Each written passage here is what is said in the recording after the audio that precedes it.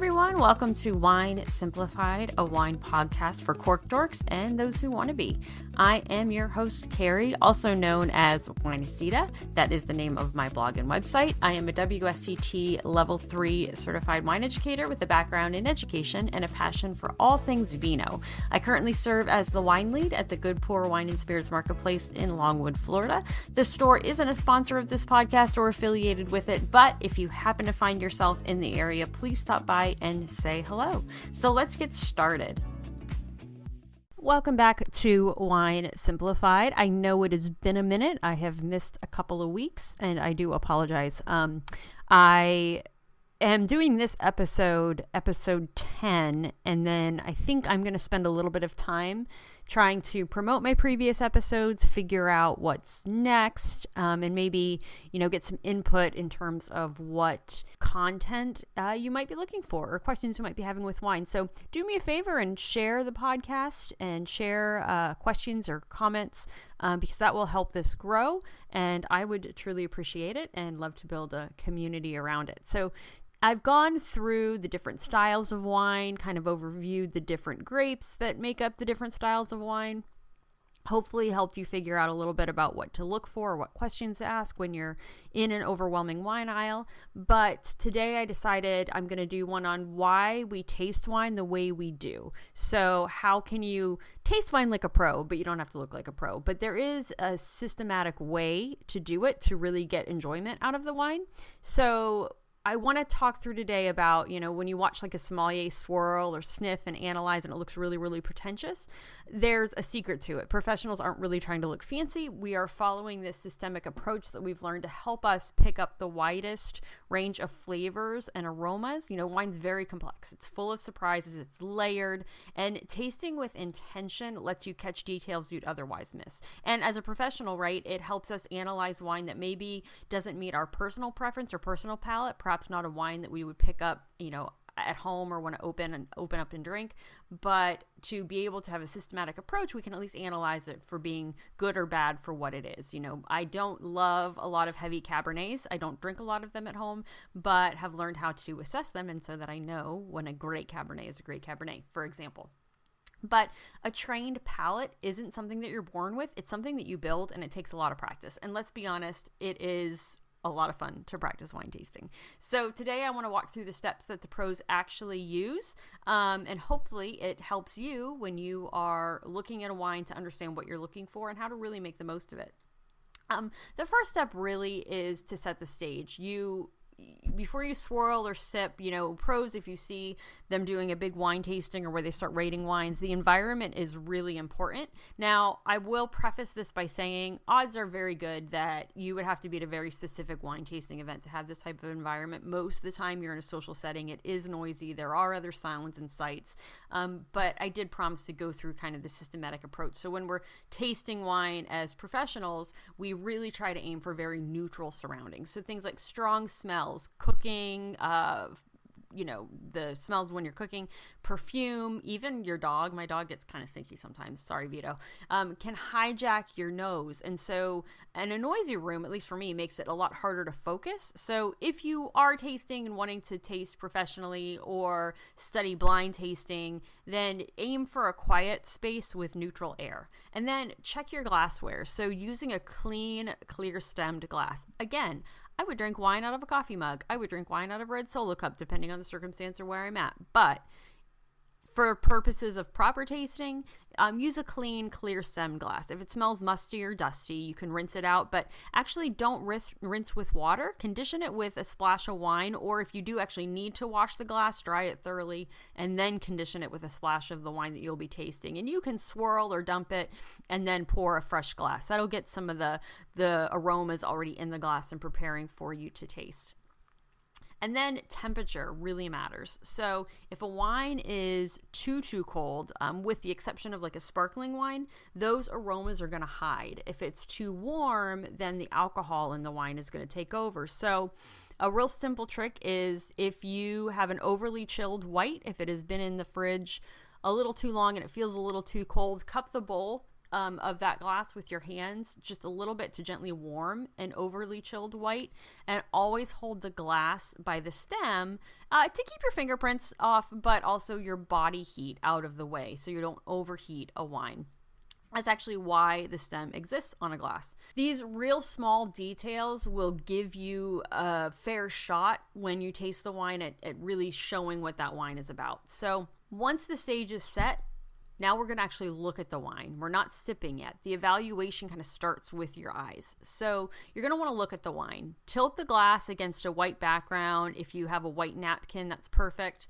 And notice the color and the intensity of the color. So, for example, if you have a real deep purple, you can't really see through it, it might suggest that it's a Syrah. The color of a wine can indicate a lot about age and a lot about varietal. A pale brick red might hint at a Pinot Noir, but with a little bit of age, because a lot of red wines will start really intense ruby and actually get paler or browner as they age, whereas whites will deepen in color. They'll go from like a gold to a brown as they age, which is kind of cool. So clarity will matter too. A brilliant wine is a really good sign, while murkiness may or may not be a flaw. In some cases it can be a flaw, but it also might mean that the wine just hasn't been filtered. A lot of winemakers are starting to, allow that to not filter their wine. So there might be some murkiness, especially in the cases of natural wine. All natural wines generally not filtered. And then legs. So this is a huge myth. Those streaks that are running down the side of the glass does not indicate the quality of a wine at all. A lot of people think that's the case. Really what it can indicate is pure physics. It tells you about the alcohol and the sugar. So if that leg that is coming down the side of the glass, some people will call them tears, those thick, slow legs usually means higher alcohol or higher sugar, whereas quick, real skinny legs might mean a lighter wine, perhaps a wine that's a little higher in acid, but less in alcohol and less in sugar. And then if you swirl it, so this is the part that you see people swirling, and now it's so habit for me. Sometimes I swirl my milk, which is insane. It just kind of becomes second nature if you're out and about swirling wine. But swirling does two things. It will actually aerate the wine, it lets it open up, and it spreads a real thin layer around the bowl, which releases more aroma. So it really is about the science, not showmanship, letting a little bit of oxygen get to that wine to release the aromas and let the wine open up. Now here is where the magic's going to happen. So science tells us that about 70 to 80% of what we call taste is actually smell. Your tongue can actually only handle a handful of sensations like bitterness, sweetness, alcohol, heat, all that good stuff. But your nose, through the olfactory bulb, can actually process thousands of aromas. So after swirling your wine, you want to bring your glass to your nose, try some short, sharp sniffs and long inhales. But if you get overwhelmed, you can actually, it sounds gross, but you can reset by sniffing your forearm, so before your nose is shot, and then go back to sniffing again. But when you are first sniffing for wine, a lot of us, me included, will go right into, oh, I smell cherry, or I smell, strawberry, or whatever it is. But actually what you're first checking for, and what, somms are first checking for, are flaws in the wine.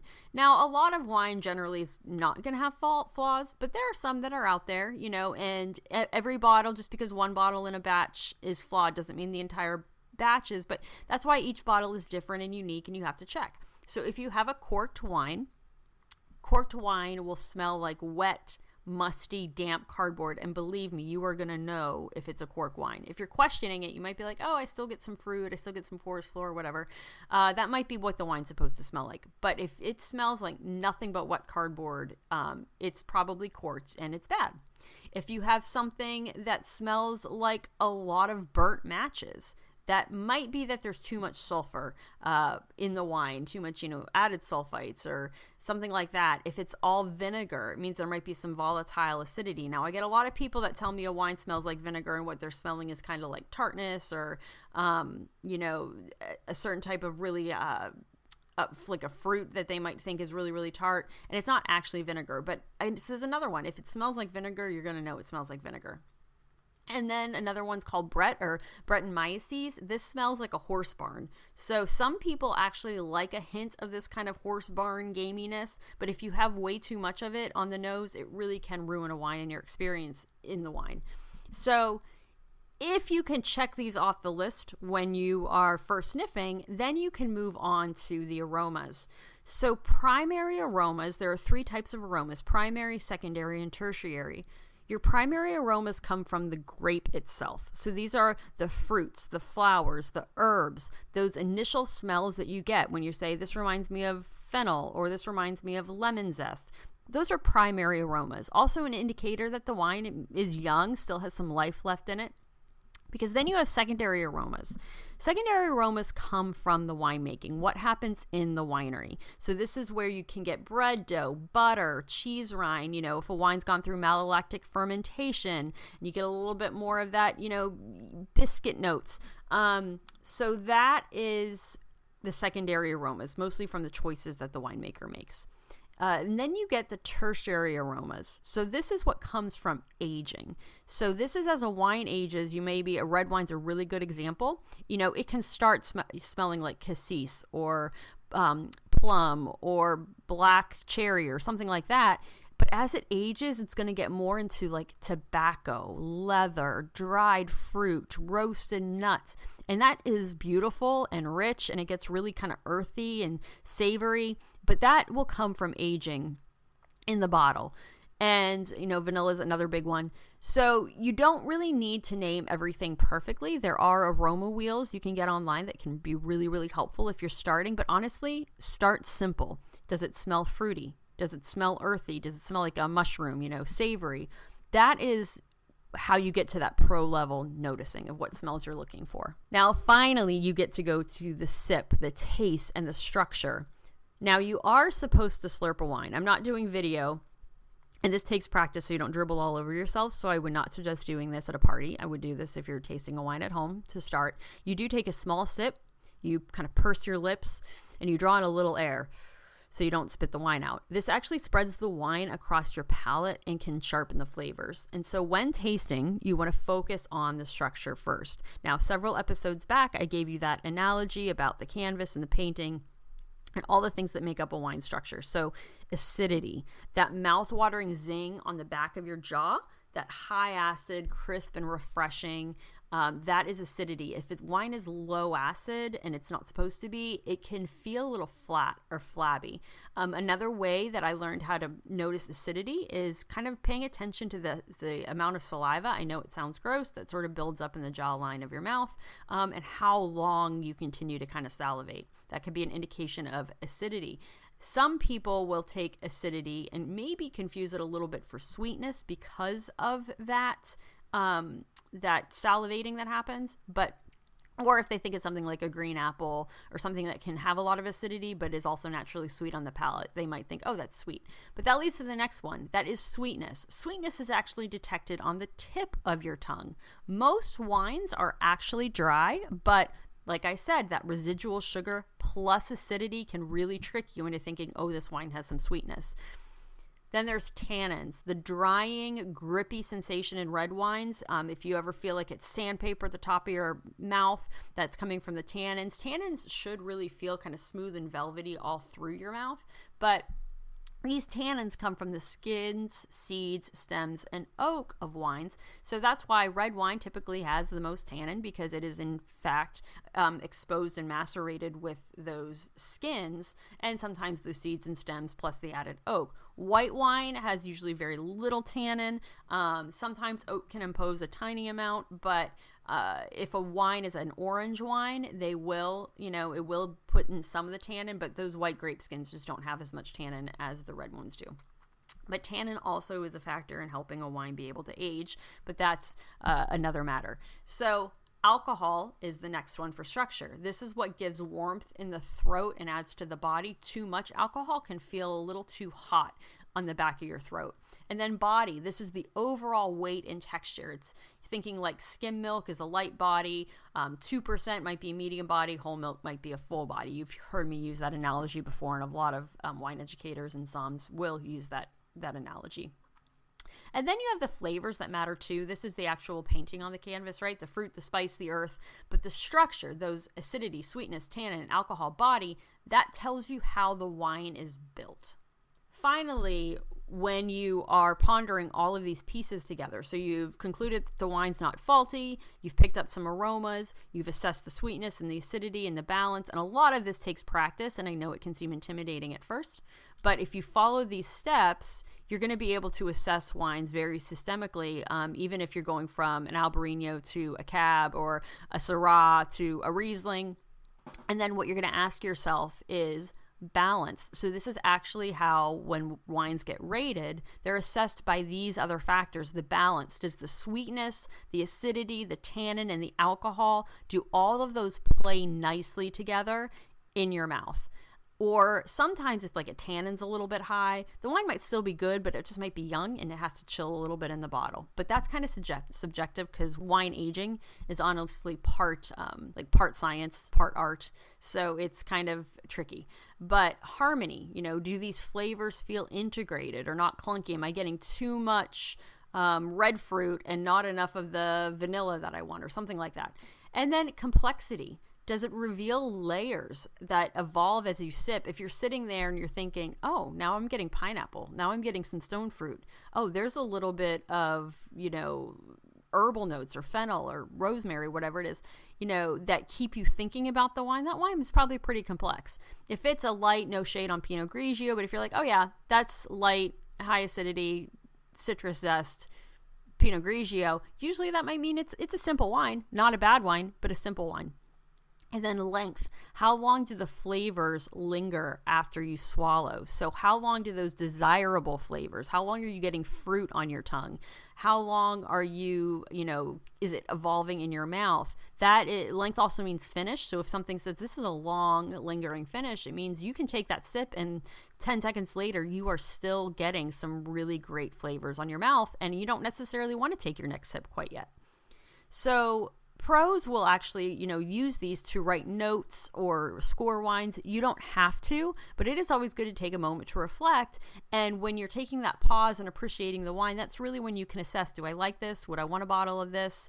Do I want to drink more of this? Or is this really not my style?